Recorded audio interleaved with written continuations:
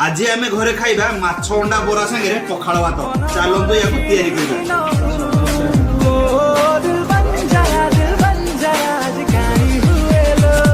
झमक झमक झल्लो रूप तो जाई फुल्लो तो रंग देखी फगुण भी